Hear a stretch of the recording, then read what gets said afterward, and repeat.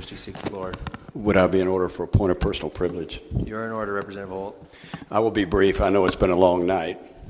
But in the spirit of some of the comments I heard tonight from Representative Hall, Representative Abdul Samad, Representative Pritchard, I just want to make a few comments here. And I truly mean these from a perspective of unity. But we were talking about reference points tonight. And you're absolutely right, Representative Abdul Samad. I cannot walk in your shoes, but you also don't walk in mine. So I want to talk about some of my reference points and some of my frustrations as I've sat here listening tonight. Because what I have taken from my reference points is that I cannot empathize, based upon, I think, what Representative Gaines said, I cannot empathize with what's going on because my skin color is wrong. And from my perspective, from my reference point, that's a racist statement because while I don't remotely pretend to have experienced any kind of discrimination like someone of a minority has experienced, I can certainly say that I can empathize.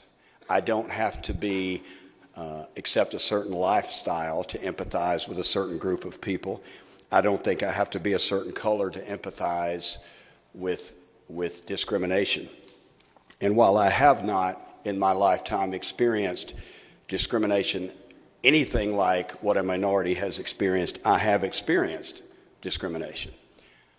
As a Marine and an American in Japan, I experienced discrimination because I was an American and because I was not Japanese, and it was strong.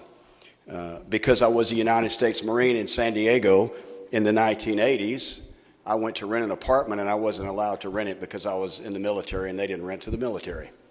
That was shocking to me, but that was experienced by me. And I can empathize with discrimination and how that feels a little bit because a few years ago when we were running the Sanctuary City bill, my daughter came home crying from school because my, at that time, 12-year-old daughter was called a racist because her daddy was a Republican running the Sanctuary City bill. I had a 16-year-old daughter who came home from school and showed me a text crying and because the text said, "How does it feel to have been adopted by racist parents?"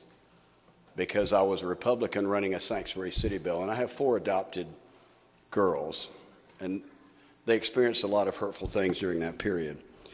So those are my reference points. I believe that I can empathize with a group of people. Representative Abdul Samad, I know that you empathize with Jewish people, but you're not Jewish. But I know from listening to your comments that you care about their feelings and you care about what happens to them.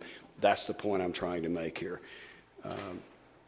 And I will just mention something about a privileged point of view, Representative Nielsen. You don't know me. You don't know what I grew up in. But you're saying that I come from a privileged point of view. I don't know if that's because I'm white, but my father was an alcoholic when I was growing up, Representative Nielsen. We moved around 6 or 8 times while I was growing up, and I had a pretty difficult life at the beginning. And the first years of my life in the Marine Corps, I lived in a little mobile home trailer that the floor was rotting out of. I think I empathize more with folks that don't make a lot of money than I do with folks that are wealthy.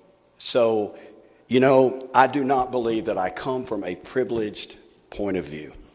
So we all have different reference points. That is very true. And all of our reference points matter.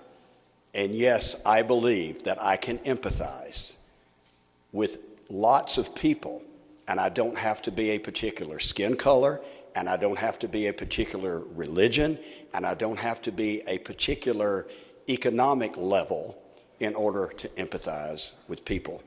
Those are my reference points. Thank you, Mr. Speaker.